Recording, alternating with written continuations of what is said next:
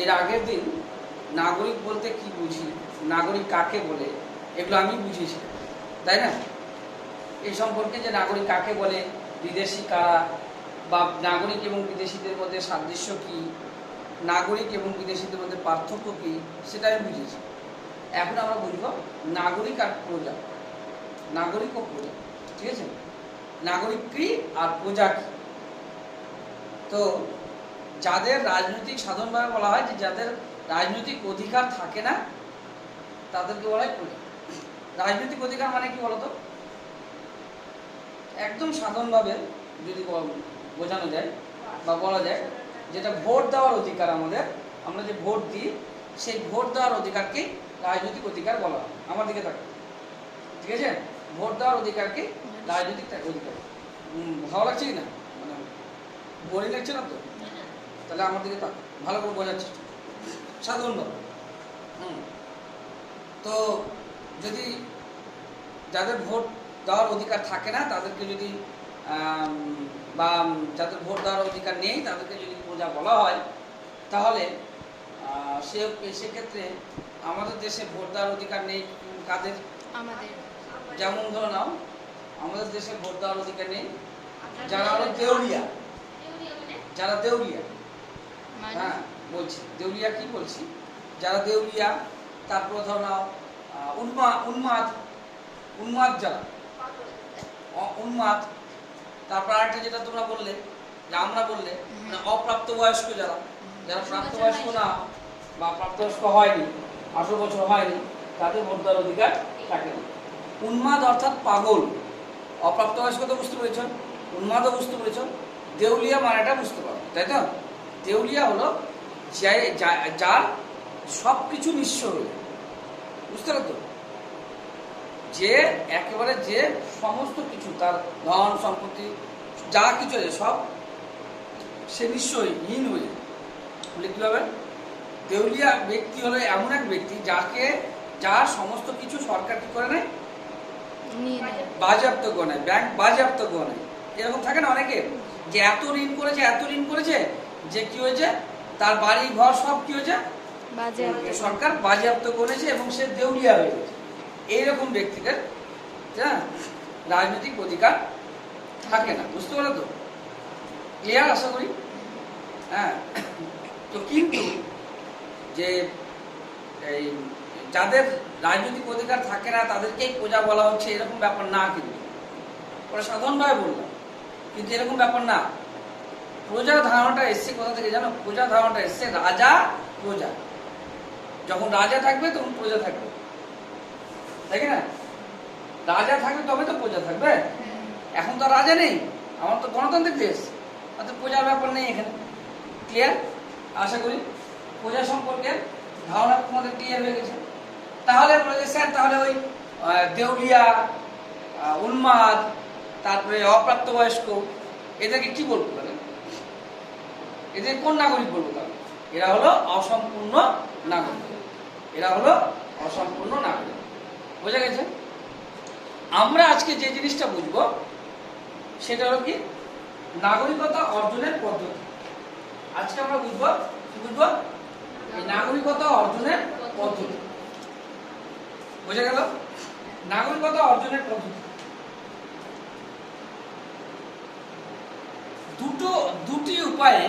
দুটি উপায়ে নাগরিকতা অর্জন করা যায়। একটা হলো স্বাভাবিক উপায়, আর একটা হলো অনুমোদনের মাধ্যমে বা কৃত্রিম উপায়। স্বাভাবিক উপায় বা কৃত্রিম উপায়, এক নম্বর কি বললাম? স্বাভাবিক উপায় বা কৃত্রিম উপায়, আর একটা হলো অনুমোদনের মাধ্যমে। নাগরিকতা অর্জনের দুটো পদ্ধতি রয়েছে, ঠিক আছে? একটা কি, একটা স্বাভাবিক উপায়, ঠিক আছে, আর একটা হলো অনুমোদনের মাধ্যমে বা কৃত্রিম উপায়। আমরা প্রথমে স্বাভাবিক উপায়ে নাগরিকতা অর্জন এইটা আলোচনা করব। আজকে যেটা প্রথমে আলোচনা করবো, স্বাভাবিক উপায়ে যেটা নাগরিকতা অর্জন।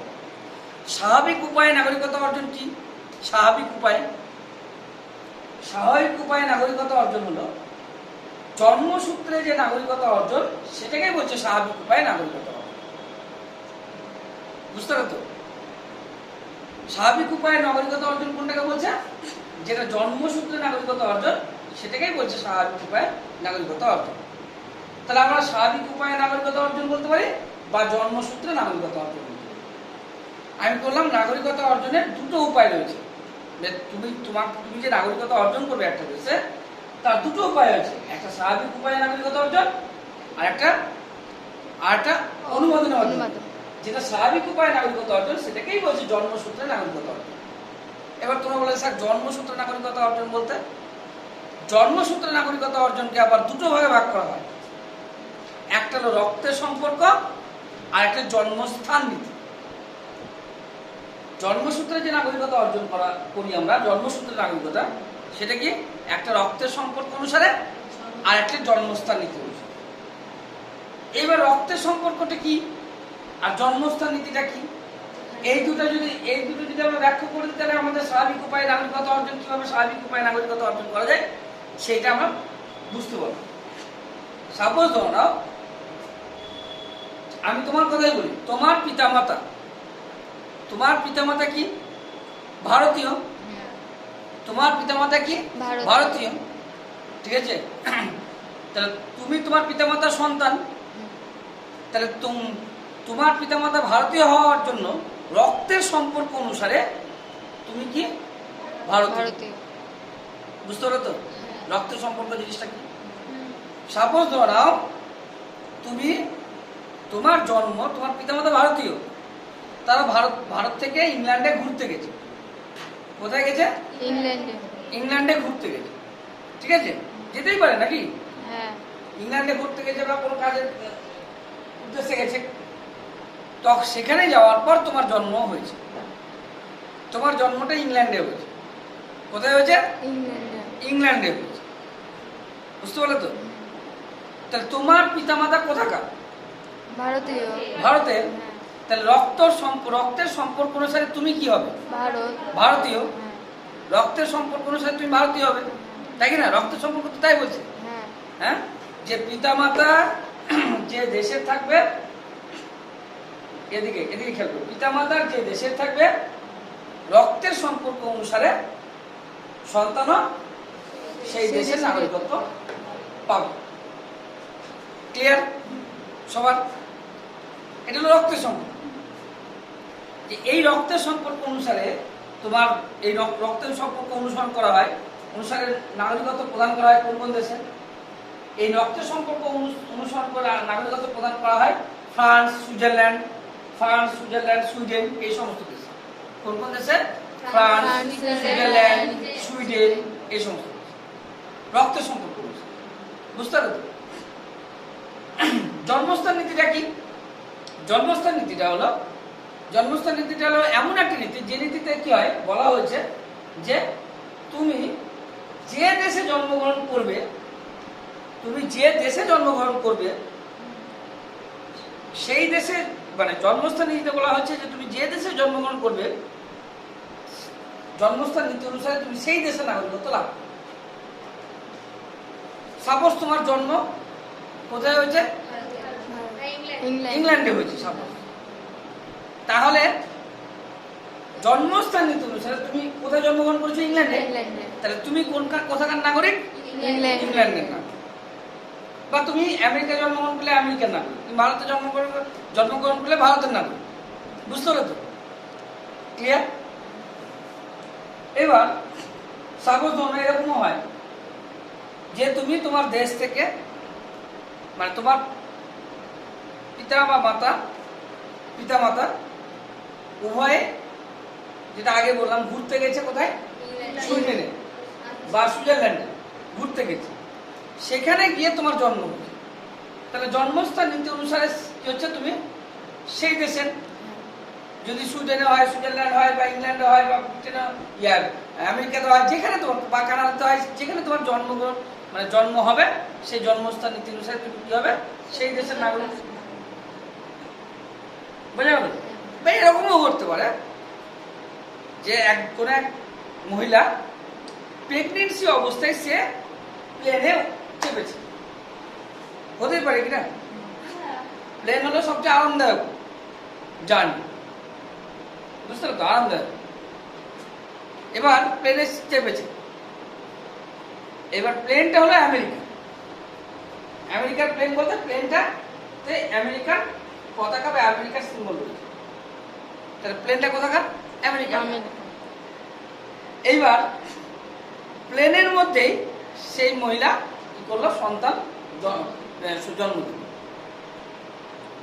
কারো জন্ম যদি প্লেনে হয় তো জানো নিয়ম কি?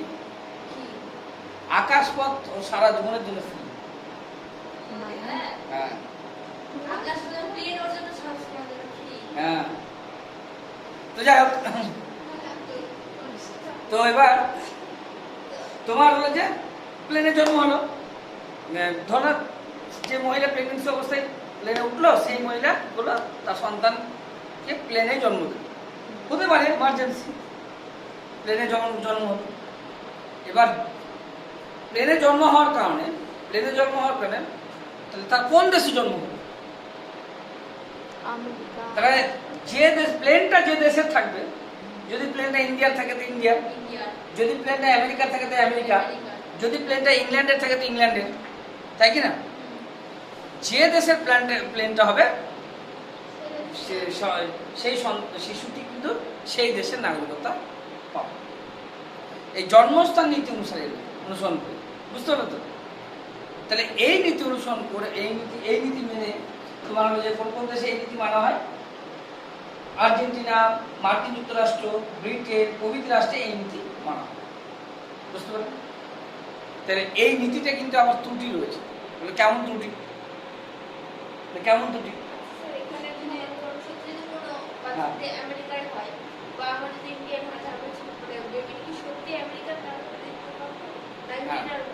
ওই যে সমস্যার কথা বলছি, ত্রুটিটা ও সমস্যাটা তুলে ধরছে যে কি, যে স্যার ধরুন যে একটি শিশু আমেরিকায় জন্মগ্রহণ করল, কিন্তু তার পিতামাতা ভারতীয়। পিতামাতা ভারত থেকে আমেরিকায় ঘুরতে গেছে, ঘুরতে গিয়ে ওই শিশুটার জন্ম আমেরিকাতে হয়েছে। তাহলে তো রক্তের সম্পর্ক অনুসারে কি হচ্ছে? রক্তের সম্পর্ক অনুসারে সে কি হচ্ছে? ভারতীয়, তাই কি না? আর জন্মস্থান নীতি অনুসারে সে কোথাকার হবে? আমেরিকা, কারণ আমেরিকা জন্ম হয়েছে। রক্তের সম্পর্ক অনুসারে নাগরিকটা কোথাকার? ভারতীয়। আর তোমার হলো যে জন্মস্থান নীতি অনুসারে নাগরিকটা কোথাকার? আমেরিকা। তাহলে এই সমস্যা কিভাবে সমাধান? আমেরিকা বলবে যে শিশুটি আমার দেশের নাগরিক, ভারত বলবে না শিশুটি আমার দেশের নাগরিক। কারণ তাই তো, রক্তের সম্পর্ক অনুসারে ভারতীয় আর জন্মস্থান নীতি অনুসারে আমেরিকা। শিশুটি কোন দেশের নাগরিকত্ব লাভ বলো তোমরাই বলো? এটা তো একটা সমস্যা, এটা একটা সমস্যা কিনা? হ্যাঁ, এমনও দেশ আছে যে দেশে রক্তের সম্পর্কের নীতি, জন্মস্থান নীতি দুটোই মানা হয়। যেমন এখানে কি বললে যে সুইজারল্যান্ড, সুইডেন, এই যে ফ্রান্স, এই যে দেশটার কথা বললাম, দেখলাম তো কি রক্তের সম্পর্ক মানা হয়। তারপরে জন্মস্থান নীতি কি বললাম? আর্জেন্টিনা, মার্কিন যুক্তরাষ্ট্র, এগুলোতে জন্মস্থান নীতি। যেমন ভারতবর্ষের কথা বলি, এই ভারতবর্ষে কিন্তু জন্মস্থান নীতিটাও মানা হয়, জন্মস্থান নীতি অনুসারে নাগরিকতা দেওয়া হয়, আবার রক্তের সম্পর্ক অনুসারেও নাগরিকতা প্রদান করা হয়। মানে দুটো নীতি রয়েছে ভারতবর্ষে, বুঝতে পারছো? তাহলে সেই সমস্যা থেকে কি করে বেরোনো যাবে, তার অ্যান্সার জানা আছে তোমাদের? বলো তো কিভাবে জানতে যাবে? আচ্ছা, তুমি বলছো এক্ষেত্রে বাবা মা যেখানকার হবে সেখানকার নাগরিকত্ব পাবে, ঠিক আছে। বাবা মা যেখানকার হবে সেখানকার নাগরিকত্ব, ঠিক আছে, এটা তো রক্তের সম্পর্ক অনুসারে হলো। কিন্তু জন্মস্থান নীতি অনুসারে তো সে আমেরিকার নাগরিক, তো সমস্যা তো থেকেই গেল। না, এরকম কোনো ব্যাপার নেই। তাহলে এই সমস্যা সমাধানের জন্য কি করা হলো? এই সমস্যা সমাধান হলো কিভাবে হলো? এই সমস্যার সমাধান হলো এইভাবে যে শিশুটির পিতামাতা যে দেশের, শিশুটির পিতামাতার সঙ্গে সেই দেশেই থাকবে। অর্থাৎ যে তুই বললে যে পিতামাতা ভারতীয় রক্তের সম্পর্ক অনুসারে, তাহলে পিতামাতার সঙ্গে শিশুটি থাকবে, ঠিক আছে? কত বছর অবধি? 18 বছর অবধি। 18 বছর অবধি থাকবে। 18 বছর হওয়ার পর, প্রাপ্তবয়স্ক হওয়ার পর শিশুটিকে জিজ্ঞাসা করা হবে সে কোন দেশের নাগরিকত্ব নিতে চায়। শিশুটি যদি বলে না আমি ইন্ডিয়ান নাগরিকত্ব নেব, তাহলে ইন্ডিয়ান নাগরিক হবে। যদি শিশুটি বলে না আমি আমেরিকার নাগরিকত্ব নেব, তাহলে আমেরিকার নাগরিক। বোঝা গেল কথাটা? হ্যাঁ, কেন বলো তো? কারণটা হলো তখন তো মানে দ্বৈত নাগরিকতার সমস্যা বেঁধে গেছে। একজন ব্যক্তি দুটো দেশের নাগরিকতা পেতে পারে কি? যদি আমেরিকার নাগরিকত্ব দেওয়া হয় আর ইন্ডিয়ার নাগরিকত্ব দেওয়া, তাহলে একজন ব্যক্তি কটা নাগরিকতা পেল? নাগরিকতা করা পেল দুটো। তো কোন নাগরিকের আজ পর্যন্ত শুনেছো যে দ্বৈত নাগরিকতা রয়েছে? দ্বৈত নাগরিকতা কোন নাগরিকের থাকে না। একটি নাগরিক কখনোই একই সঙ্গে দুটো দেশের মানে কোন একজন ব্যক্তি একই সঙ্গে কখনোই দুটো দেশের নাগরিকতা লাভ করতে পারে না। তাহলে সমস্যাটা সমাধান কি হবে? দ্বৈত নাগরিকতার সমস্যা হয়ে গেল। সমস্যা সমাধান হবে ছোট্ট একটা ব্যাপার, যে শিশুটি তার পিতামাতার কাছে থাকবে। যখন 18 বছর হয়ে যাবে, প্রাপ্তবয়স্ক হবে, তখন শিশুটি সিদ্ধান্ত নেবে সে কোন দেশের নাগরিকতা পেতে চায়। তখন তাকে সেই দেশের নাগরিকতা দিয়ে দ্বৈত নাগরিকতার সমস্যার সমাধান হয়ে যাবে। ক্লিয়ার? বোঝা গেল? অসুবিধা আছে? তাই এই যে পদ্ধতি, এই পদ্ধতিটাকে বলছে স্বাভাবিক উপায়ে নাগরিকতা অর্জন। কি বলছে পদ্ধতিটাকে? স্বাভাবিক উপায়ে নাগরিকতা অর্জন। ক্লিয়ার? বা স্বাভাবিক উপায়ে স্বাভাবিক উপায়ে আর কি বললাম? বাকি বলা হচ্ছে বলো জন্মসূত্রে, তাই না? স্বাভাবিক উপায়ে বা জন্মসূত্রে। তাই বলছে যে স্বাভাবিক অর্থাৎ জন্মসূত্রে, স্বাভাবিক অর্থাৎ জন্মসূত্রে নাগরিকতা অর্জন। তাহলে যদি প্রশ্ন আসে, তোমাদের কোশ্চেন করা হয় যে স্বাভাবিক অর্থাৎ জন্মসূত্রে নাগরিকতা অর্জনের কটি উপায় রয়েছে? স্বাভাবিক বা জন্মসূত্রে দুটি। কি কি? রক্তের সম্পর্ক আর জন্মস্থান। আর যদি প্রশ্ন এরকম হয় যে নাগরিকতা অর্জনের কটি পদ্ধতি রয়েছে? দুটি। তাহলে কি বলতে হবে? একটা স্বাভাবিক উপায় আর একটা অনুমোদনের মাধ্যমে। স্বাভাবিক উপায়ে অর্থাৎ জন্মসূত্রে, আর একটা হলো অনুমোদনের মাধ্যমে। আর স্বাভাবিক উপায়ে জন্মসূত্রকে আবার কি হচ্ছে? দুটো ভাগে ভাগ করা হয়েছে। কি কি? একটা রক্তের সম্পর্ক, একটা জন্মস্থান। ক্লিয়ার? অসুবিধা আছে? হ্যাঁ, এবার দেখো, তাহলে আমরা নাগরিকতা অর্জনের যে পদ্ধতি সেটা আমরা জানলাম জন্মসূত্রে, তাই তো? দ্বৈত নাগরিকতার সমস্যা বুঝলাম, কিভাবে তার সমাধান সেটা বুঝলাম।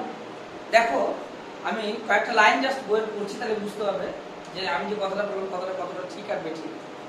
হ্যাঁ, এখানে দেখো বলছে রক্তের সম্পর্ক ও জন্মস্থান নীতি কোনটি ত্রুটিমুক্ত না হয় বর্তমানে বিশ্বের অধিকাংশ রাষ্ট্র উভয় নীতি অনুসরণ করে।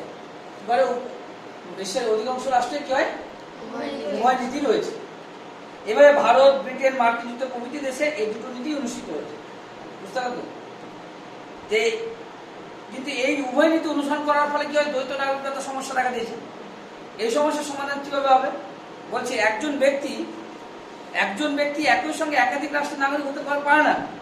তাহলে সমস্যার সমাধান কিভাবে হবে? বলছে এইরূপ ক্ষেত্রে শিশুটি প্রাপ্তবয়স্ক হলে তাকে ভারত অথবা ব্রিটেন যে কোনো একটি রাষ্ট্রের নাগরিকতা বেছে নিতে হবে। বুঝতে পারলো তো? কেন এই উদাহরণটাতে বলছে? দেখো, যে একটি ব্রিটিশ দম্পতি মানে স্বামী স্ত্রী, দম্পতি মানে বুঝলো তো, স্বামী স্ত্রী। সন্তান যদি ভারতে জন্মগ্রহণ করে, বুঝলে, তবে জন্মস্থান নীতি অনুসারে সে ভারতীয় নাগরিক, কিন্তু রক্তের সম্পর্ক অনুসারে সে কি? ব্রিটেনের নাগরিক।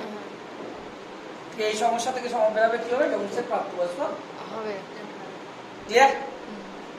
বুঝা গেল? হ্যাঁ, আচ্ছা। আমরা তো নাগরিকতা অর্জনের স্বাভাবিক উপায় নাগরিকতা অর্জনের পদ্ধতিটা জানলাম। এবার কৃত্রিম উপায়, দ্বিতীয় পদ্ধতিটা কি বলেছি? অনুমোদনের মাধ্যমে নাগরিকতা অর্জন, বা কৃত্রিম উপায় বা অনুমোদনের মাধ্যমে নাগরিকতা অর্জন। অনুমোদনের মাধ্যমে যে নাগরিকতা অর্জন, সেই নাগরিকতা অর্জন বলছে অনুমোদনের দ্বারা অন্য রাষ্ট্রের নাগরিকতা অর্জন। এইরূপ নাগরিকতা অর্জনকে আবার দুভাগে ভাগ করা হয়। এইরূপ নাগরিকতা অর্জনকে কভাবে ভাগ করা হয়? দুই ভাগে।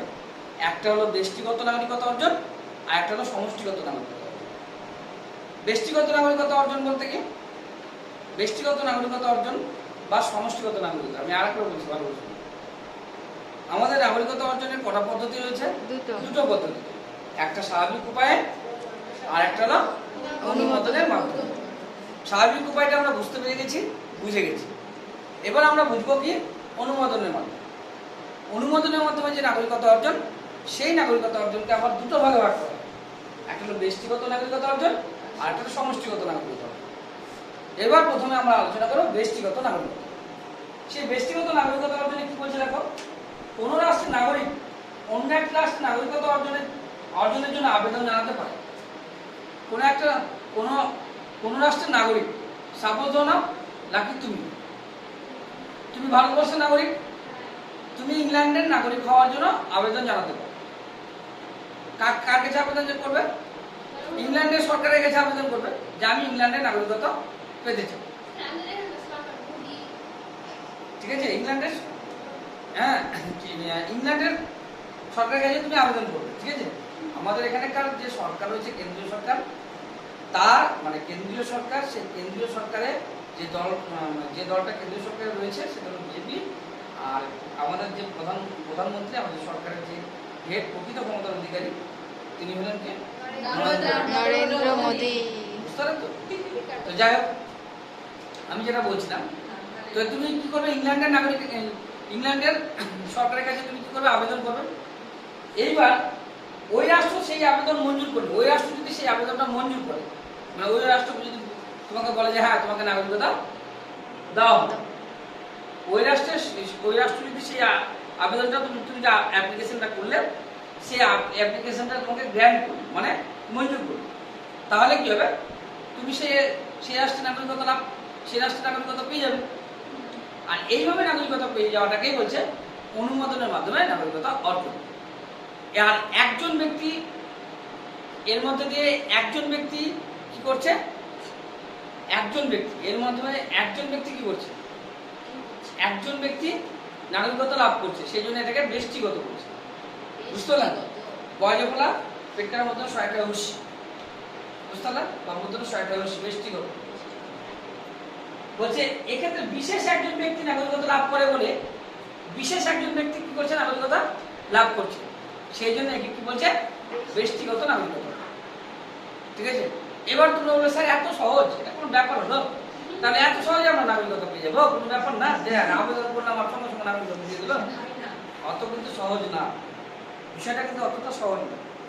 যে তোমার ইচ্ছা হলো যে আজকে ইংল্যান্ডে ভালো আছে না, এবারে আমেরিকার কাছে আবেদন, আমেরিকার সরকারের কাছে আবেদন করি। আমেরিকার সরকার হলো যে তারপরে মানে আমেরিকার সরকার যখন আমাকে বলে যে আমার আবেদনটাকে মঞ্জুর করবে, আমি ওখানকার নাগরিকতা দেবো। এইভাবে এত সহজে কিন্তু আবেদন করলাম, আর মঞ্জুর করলো, আর অনুমোদন পেয়ে গেলাম, আর আমি নাগরিক হয়ে গেলাম, তা কিন্তু হয় না। তাহলে তো একেবারে সহজ ব্যাপার হয়। এর কিছু পদ্ধতি আছে, হ্যাঁ, কিছু পদ্ধতি আছে। দেখো বলছে ব্যক্তিগত নাগরিকতা বলে হয়েছে, এইরূপ নাগরিকতাকে অনুমোদন সিদ্ধ নাগরিকতা বলে। অনুমোদন সিদ্ধ কথাটি ব্যাপক অর্থে এবং সংকীর্ণ অর্থ উভয় অর্থে ব্যবহৃত হতে পারে। অনুমোদন কি ব্যাপক অর্থে ব্যবহৃত হয়, আবার সংকীর্ণ অর্থে ব্যবহৃত হয়। ব্যাপক অর্থে অনুমোদন সিদ্ধ বলতে সৈন্যবাহিনীতে যোগদান, বিবাহ, সরকারি চাকরি গ্রহণ, স্থায়ী সম্পত্তি। বুঝতে পারলেন? ব্যাপক অর্থে বলতে যেমন ধরে নাও যে তোমাকে সাপোজ ধরে নাও তোমাকে ইংল্যান্ডের একটা ছেলের সঙ্গে বিবাহ দেওয়া, ব্যাস সহজ পদ্ধতি। ইংল্যান্ডের ছেলের সঙ্গে যখন তোমাকে বিবাহ দেওয়া হবে, সঙ্গে সঙ্গে বৈবাহিক সূত্রে তুমি কি হলে? ইংল্যান্ডের নাগরিকতা পেয়ে গেলে। বা আমাদের কোনো ভারতীয় হয়তো যদি ইংল্যান্ডের কোনো একজন মহিলাকে বিবাহ করে নিয়ে আসে, তাহলে তাহলে কি হবে? তাহলে বৈবাহিক সূত্রে সে কি হলো? ইন্ডিয়া মেয়েটা ইন্ডিয়া ভারতীয় নাগরিকত্ব লাভ করবে। ক্লিয়ার? হ্যাঁ কিন্তু যখনই তুমি ওই দেশের নাগরিকত্ব লাভ করবে, সঙ্গে সঙ্গে তোমার নিজের দেশের, যে দেশে তুমি নাগরিক ছিলে সেই দেশের নাগরিকত্ব কিন্তু বিলোপ করবে। কারণ একই সঙ্গে দুটো দেশের নাগরিকত্ব তুমি দিতে পারো না। ক্লিয়ার? বোঝা গেল? বা সৈন্যবাহিনীতে যোগদান, তুমি দেখা গেল অন্য কোনো একটা দেশের সেনাবাহিনীতে গিয়ে যোগদান করলে, অন্য কোনো একটা দেশের সেনাবাহিনীতে গিয়ে তুমি যোগদান করলে, অস্ট্রেলিয়ার সেনাবাহিনীতে গিয়ে তুমি যোগদান করলে, তারা সেখানকার নাগরিকত্ব লাভ করলে, কিন্তু ভারতবর্ষের নাগরিকত্ব তোমার কিন্তু বিলোপ করবে। বুঝতে পারলে কথাটা? ওই জন্য বলছে এটা হলো ব্যাপক অর্থে, মানে সেনাবাহিনীতে যোগদান, বিবাহ, কি বলছে দেখো, সেনাবাহিনীতে যোগদান, বিবাহ, সরকারি চাকরি গ্রহণ। সরকারি চাকরি গ্রহণ বলতে অন্য দেশে গিয়ে তুমি ওখানকার সরকারি চাকরি, কোনো একটা সরকারি চাকরি তুমি গ্রহণ করলে, 2 বছর 3 বছরের জন্য কাজ করে, সেটা আলাদা জিনিস। তুমি সরকারি চাকরি গ্রহণ করলে তাহলে কিন্তু সমান তোমার নিজের দেশে, এই দেশের নাগরিকত্ব লোপ পেয়ে যাবে, আর তুমি ওখানকার নাগরিকত্ব পেয়ে যাবে। ক্লিয়ার? বোঝা গেল? তারপরে বলছে দেখো, স্থায়ী সম্পত্তি ক্রয়। স্থায়ী সম্পত্তি, স্থায়ী অস্থায়ী আবার কি হয়? যেমন যে বাড়ি একটা স্থায়ী সম্পত্তি, জমি জমা এগুলো স্থায়ী সম্পত্তি। অন্য কোনো দেশে গিয়ে তুমি যদি সেখানকার ল্যান্ডকে তুমি, মানে তুমি যদি সেখানকার জমি ক্রয় করো, তাহলে কিন্তু তোমার নাম দেশের নাগরিকত্ব করতে হবে। বুঝতে পারলে? এগুলো হলো তোমার ব্যাপক অর্থে নাগরিকতা অর্জন। ব্যষ্টিগত মানে এই যে অনুমোদনের মাধ্যমে যে নাগরিকতা অর্জন, তার দুটো ভাগ আছে, একটা ব্যষ্টিগত, একটা সমষ্টিগত। তো ব্যষ্টিগত কি? কোনো একজন ব্যক্তি অনুমোদনে আবেদন করে অনুমোদনের মাধ্যমে যদি নাগরিকত্ব লাভ করে, তখন সেটা কি বলছে? ব্যষ্টিগত নাগরিকতা, অনুমোদনের মাধ্যমে। ঠিক আছে? কিন্তু এই ব্যষ্টিগত নাগরিকতা অর্জনকে আবার কটা ভাগ করেছে? দুটো ভাগে ভাগ করেছে, একটা ব্যাপক অর্থে, একটা সংকীর্ণ অর্থে। ব্যাপক অর্থে কি? যে তুমি যদি অন্য দেশের কোনো একজন ব্যক্তিকে, কোনো এক মহিলাকে তুমি বিবাহ করলে, আর বিবাহ করার সঙ্গে সঙ্গে কি হলো? সেই মহিলা সেই দেশের নাগরিকতা লোপ পেয়ে তোমার দেশের নাগরিকতা গ্রহণ পেয়ে যাবে। বুঝতে পারছো তো? বিবাহ, বৈবাহিক সূত্র, সেনাবাহিনীতে যোগদান, তারপরে কি বললাম? বলো, স্থায়ী সম্পত্তি ক্রয়, তারপরে কি বললাম? স্থায়ী সরকারি চাকরি গ্রহণ। এগুলো যদি তুমি করো, এগুলোর মধ্যে কোনো একটা কজ যদি দেখা যায়, তাহলে কিন্তু সঙ্গে সঙ্গে তোমার দেশের নাগরিকত্ব তোমার বিলোপ হয়ে যাবে, আর তুমি সেই দেশের নাগরিকত্ব লাভ করবে। বোঝা গেল? এটা হলো ব্যাপক অর্থে। অসুবিধা আছে? তাই বলছি। কিন্তু সংকীর্ণ অর্থে অনুমোদন সিদ্ধ করতে নাগরিকতা অর্জনের জন্য রাষ্ট্র কর্তৃক আরোপিত কতগুলি নির্দিষ্ট শর্ত পালন করে শাসন বিভাগ বা বিচার বিভাগের মাধ্যমে নাগরিক হিসাবে স্বীকৃতি পেতে পারে। কিন্তু সংকীর্ণ অর্থে যেটা নাগরিকতা অর্জন, সংকীর্ণ অর্থে যেটা নাগরিকতা অর্জন, সেটা কিন্তু কিছু শর্ত তোমাকে রাষ্ট্র দেবে। সেই শর্তগুলো তুমি যদি পালন করো, তবে তোমাকে নাগরিক হিসাবে গ্রহণ করবে। সংকীর্ণ অর্থে নাগরিকতা অর্জন, বুঝলে না? মানে সংকীর্ণ অর্থে আমি কি বললাম? ব্যষ্টিগত নাগরিকতা অর্জন বলতে কোনো একজন বিশেষ ব্যক্তি, বলছে না যে এক্ষেত্রে একজন ব্যক্তি যদি অনুমোদনের মাধ্যমে নাগরিকতা অর্জন করে, অনুমোদনের মাধ্যমে, তখন তাকে কি বলছে? ব্যষ্টিগত নাগরিকতা অর্জন। মানে একজন ব্যক্তি যদি নাগরিকতা অর্জন করে, তখন ব্যষ্টিগত। সেই ব্যষ্টিগতকে দুটো ভাগ করছে, একটা ব্যাপক অর্থে, একটা সংকীর্ণ অর্থে। ব্যাপক অর্থটা কি বললাম? বিবাহের মাধ্যমে, বা সেনাবাহিনীতে যোগদান, বা স্থায়ী চাকরি নেওয়া, বা স্থায়ী সম্পত্তি ক্রয় করা, এই সমস্ত জিনিস যদি করো, তাহলে কি হবে? তুমি তোমার নিজের দেশের নাগরিকতা হারাবে এবং অন্য দেশের নাগরিকতা লাভ করবে। এটা ব্যাপক অর্থে। আর সংকীর্ণ অর্থ বলতে তুমি আবেদন করলে কোনো একটা রাষ্ট্রের বা কোনো একটা সরকার, মানে কোনো একটা দেশে সরকারের কাছে তুমি আবেদন করলে নাগরিক হওয়ার জন্য, সেক্ষেত্রে সেই দেশের সরকার বা সেই দেশ তোমার উপর কিছু শর্ত দেবে, তোমাকে বলবে তোমাকে এই শর্ত মানতে হবে। তুমি যদি ওই শর্ত তুমি মানতে পারো, তখন ওই শর্ত তোমাকে যদি দেখা তুমি মেনেছ, তখন সরকার যদি সন্তুষ্ট হয় তবে তোমাকে নাগরিকত্ব দিতে পারে। এটা হলো সংকীর্ণ। মানে তুমি আবেদন করলে আর সঙ্গে সঙ্গে নাগরিকত্ব পেয়ে গেলে তা কিন্তু হবে না। ব্যাপক অর্থটা কি, বিবাহ করো খুব তাড়াতাড়ি হয়ে যাবে, অন্য দেশের সেনাবাহিনীতে যোগদান করো হয়ে যাবে, এটা ব্যাপক অর্থে। কিন্তু সংকীর্ণ অর্থে তুমি বিবাহ বা সেনাবাহিনীতে যোগদান বা সরকারি চাকরি এগুলো কিছুই করনি, তুমি আবেদন করেছো, ঠিক আছে, সরকারের কাছে। তখন সরকার তোমাকে শর্ত দেবে, কি কি শর্ত দেবে শর্তগুলো একটু দেখি তাহলে বুঝতে পারবে, ঠিক আছে। বলে রাখো এইসব শর্তের মধ্যে বিশেষ গুরুত্বপূর্ণ যে রাষ্ট্রের নাগরিকত্ব অর্জন করতে কোনো ব্যক্তি ইচ্ছুক হয় তখন তাকে সংশ্লিষ্ট রাষ্ট্রের কর্তৃপক্ষের কাছে আনুষ্ঠানিকভাবে আবেদন করতে হয়। আনুষ্ঠানিকভাবে মানে তুমি যে অ্যাপ্লিকেশন করছো, হ্যাঁ, রিটেনে যে তুমি যে আবেদন করছো, সাপোজ ধরে নাও তুমি বাংলাদেশে, তুমি এসেছো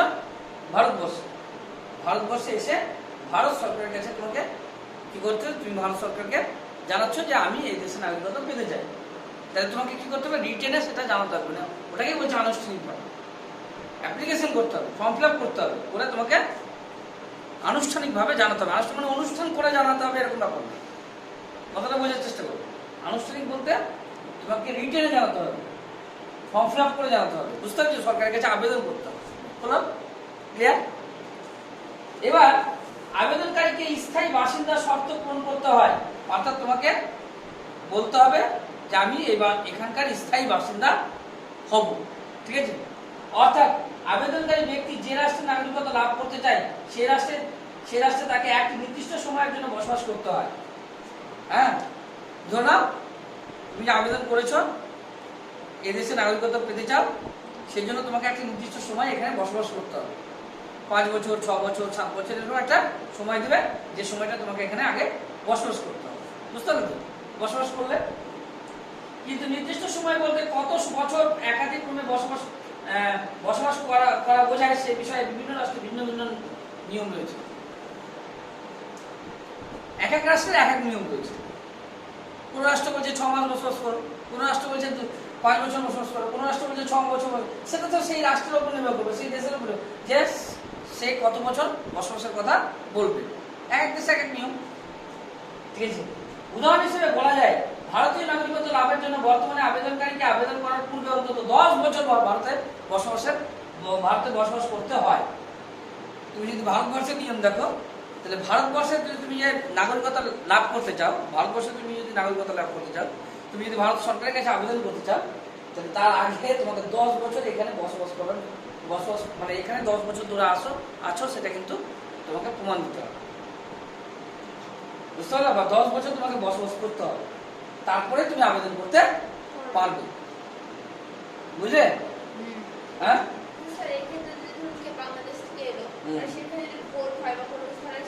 সে দিতে পারবে না তো, কারণ যতক্ষণ সে নাগরিক হবে ততক্ষণ সে ভোটাধিকার পাবে না।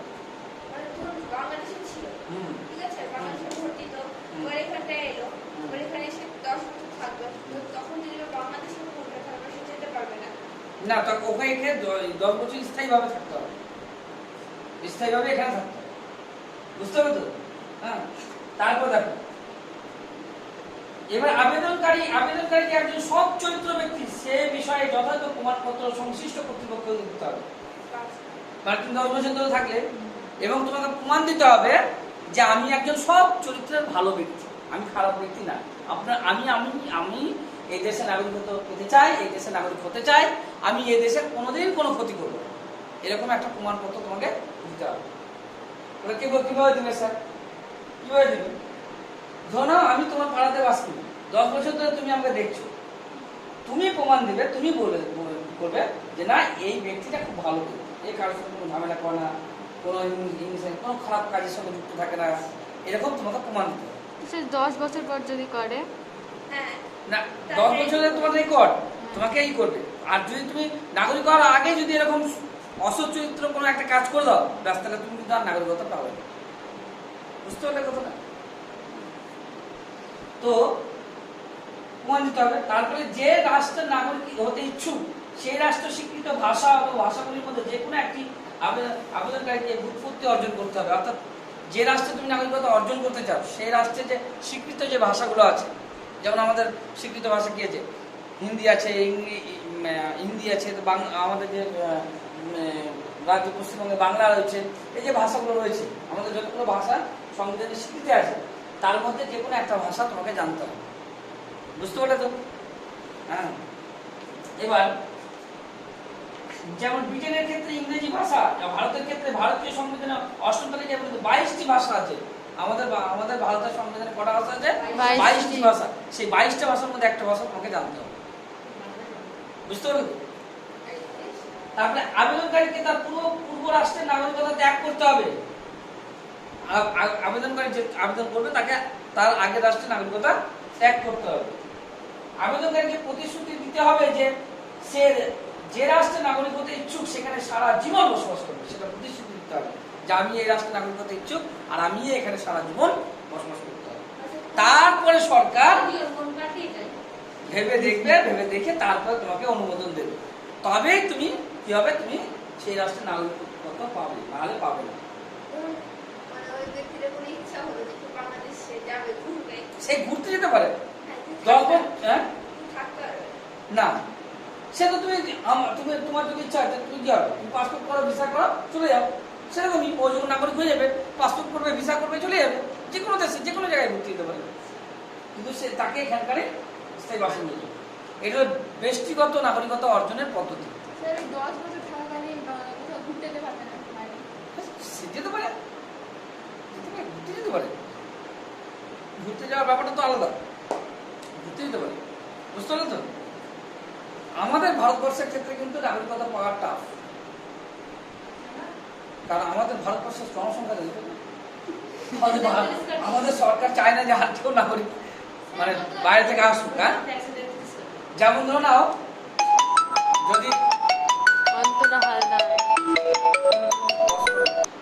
তাহলে আমরা কি বুঝলাম, যে অনুমোদনের মাধ্যমে যে নাগরিকতা অর্জন, সেই অনুমোদনের মাধ্যমে নাগরিকতা অর্জনের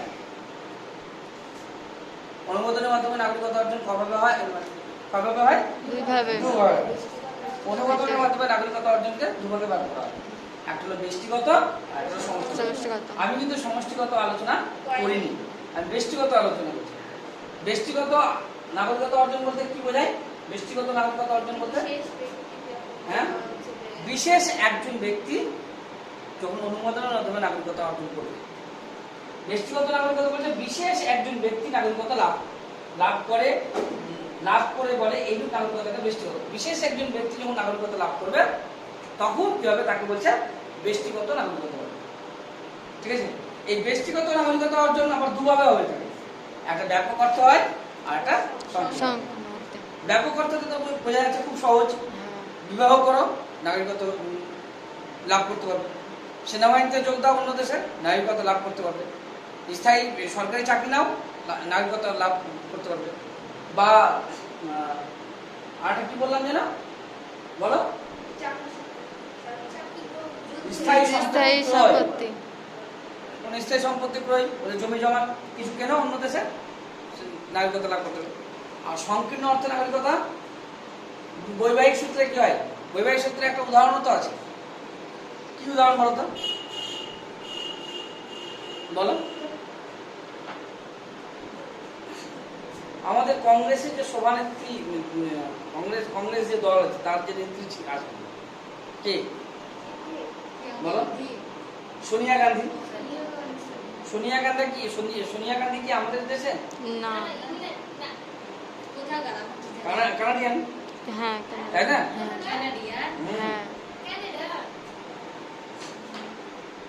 তাই কিনা? তাহলে এই যে সোনিয়া গান্ধী, তার বিবাহ হয়েছিল কার সাথে? রাহুল। কার সাথে? হ্যাঁ, রাজীব গান্ধী, তাই তো? রাজীব গান্ধীর সাথে কি করে বিবাহ হয়েছিল? রাজীব গান্ধী ওখানে গেছিলেন, তার সাথে প্রেম হয়েছিল, বিবাহ হয়েছিল। তাদেরই তো পুত্রকে রাহুল গান্ধী, প্রিয়াঙ্কা গান্ধী। তো সোনিয়া গান্ধী যে আমাদের দেশের নাগরিকতা পেয়েছে কোন সূত্রে পেয়েছে? বৈবাহিক সূত্রে। বুঝতে পারলে তো? তবে জাপানের ক্ষেত্রে কিন্তু উল্টো নিয়ম। জাপানের ক্ষেত্রে যদি কোনো ছেলে জাপানের কোনো মহিলাকে বিবাহ করে তাহলে কিন্তু সে বৈবাহিক সূত্রে জাপানের নাগরিকত্ব। সেই মেয়ে অর্থাৎ ধরো ভারতের কোন একটা ছেলে জাপানিকে বিবাহ করলো, জাপানি মহিলাকে, সে কিন্তু বৈবাহিক সূত্রে জাপানের ইন্ডিয়ার নাগরিকত্ব। এটা ওখানে উল্টো, বুঝতে পারো তো? জাপানের ক্ষেত্রে ব্যাপারটা উল্টো। ক্লিয়ার? অসুবিধা আছে? বোঝা গেছে ব্যক্তিগত? হ্যাঁ, এই সংকীর্ণ অর্থে নাগরিকত্ব অর্জন কিভাবে হয়? আবেদন করলে, তারপরে সেই আবেদন মঞ্জুর করলে তবে তো আবেদন যে করলে সেখানে কিছু শর্ত আছে, সেই শর্তগুলো পালন করতে হবে। শর্তগুলো কি কি? যেমন 1 নম্বর বলছে যে রাষ্ট্রের নাগরিকত্ব অর্জন করতে যায় কোনো ব্যক্তি ইচ্ছুক তাকে সংশ্লিষ্ট রাষ্ট্রের কর্তৃপক্ষের আনুষ্ঠানিক আবেদন করতে হবে। তার আবেদনকারীকে স্থায়ী বাসিন্দার শর্ত পালন করতে হবে, পূরণ করতে হবে। আবেদনকারী ব্যক্তি যে রাষ্ট্রের নাগরিকত্ব লাভ করতে চায় সেই রাষ্ট্রে তাকে নির্দিষ্ট সময়ের জন্য বসবাস করতে হবে। যেমন ভারতবর্ষের ক্ষেত্রে কি করতে হবে? 10 বছর। বুঝতে হবে কি সমষ্টিগতটা? এবার সমষ্টিগতটা বুঝে সাপোজ ধরো নাও, এটা ধরো ভারতবর্ষ, ঠিক আছে? হলো? আর এখানে লেগে আছে এখানে বাংলাদেশ।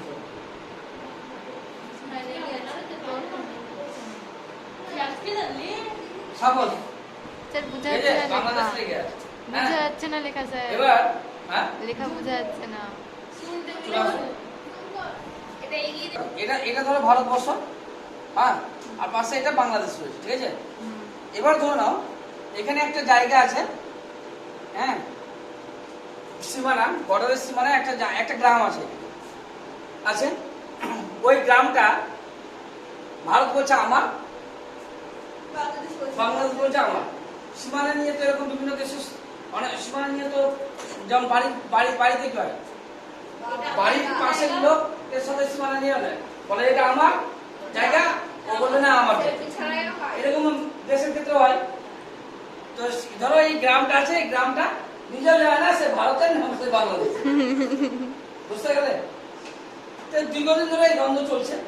দ্বন্দ্ব চলতে চলতে একটা সময় দেখা গেল সমস্যার সমাধান হলো, আর সেই গ্রামটা ভারতীয় মানে ভারতের মধ্যে যুক্ত হলো। তাহলে সেই গ্রামে যে সমস্ত লোক থাকবে, বসবাস করবে, তারা সবাই কি হলো? ভারতীয় নাগরিকত্ব হলো, একসঙ্গে ভারতীয় নাগরিকত্ব হলো। বা ওই গ্রামটা বাংলাদেশের সঙ্গে যুক্ত হলো, তাহলে ওই গ্রামে যে সমস্ত ব্যক্তি থাকবে তারা সবাই কি হবে? বাংলাদেশে একসঙ্গে নাগরিকত্ব পাবে। তাহলে একে সমষ্টিগতভাবে নাগরিকত্ব অর্জনে এই পদ্ধতি অনুসারে কোন একটি রাষ্ট্র সামগ্রিকভাবে কিংবা কোন একটি রাষ্ট্রের এক বা একাধিক অঞ্চল, কোন একটি রাষ্ট্রের সামগ্রিকভাবে হয়তো গোটা একটা দেশি বা দেশের কোন একটা অঞ্চল যদি অন্য একটি রাষ্ট্রে অঙ্গীভূত হয়, বুঝতে পারলে তো? তবে পূর্বোক্ত রাষ্ট্র বা রাষ্ট্রের অঞ্চলের অধিবাসীরা শেষোক্ত রাষ্ট্রের নাগরিক বলে গণ্য হয়। তাহলে আমি যদি যে উদাহরণটা দিলাম যে বাংলাদেশে একটা গ্রাম রয়েছে, বাংলাদেশ এবং ভারতের মাঝখানে বর্ডারে, সে গ্রাম জানি না সে বাংলাদেশের অন্তর্ভুক্ত না ভারতের অন্তর্ভুক্ত, ঠিক আছে? কারণ ভারতও তাকে নিয়ে বলছে এটা আমার, বাংলাদেশও তাকে নিয়ে বলছে আমার। সমস্যা সমাধান যেমন হলো, অর্থাৎ সেই গ্রামটা যে দেশের হলো, সেই দেশে যত ব্যক্তি আছে, সেই গ্রামের যত ব্যক্তি আছে তারা সবাই কি হলো? একসঙ্গে যে দেশের নাগরিকত্ব মানে যে দেশের সঙ্গে যুক্ত হলো গ্রামটা, সেই দেশের নাগরিকত্ব লাভ করলো, একসঙ্গে লাভ করলে। উদাহরণ হিসেবে বলছে দেখো, এইভাবে ফরাসি অধিকৃত মাহে চন্দননগর, আমাদের যে কলকাতার পাশে চন্দননগর, সেই চন্দননগর কি হলো? চন্দননগর কার অধীনে ছিল? তোমরা ক্লাস 10 পড়েছ। চন্দননগর কার অধীনে সিরাজউদ্দৌলা পড়াশোনায়? ফরাসিদের। সেই চন্দননগর যখন ভারতের সঙ্গে যুক্ত হলো তখন কি হলো? চন্দননগরে যত বাসিন্দা ছিল তারা সবাই ভারতীয় নাগরিক হিসেবে। ক্লিয়ার? বোঝা গেছে? তাহলে ব্যষ্টিগত কি জিনিস, সমষ্টিগত কি জিনিস, অসুবিধা আছে? তাহলে নাগরিকতা অর্জনের যে পদ্ধতি সেটা কিন্তু আমরা আজকে বুঝে নিলাম, কমপ্লিট। সবথেকে সমষ্টিগত। এবার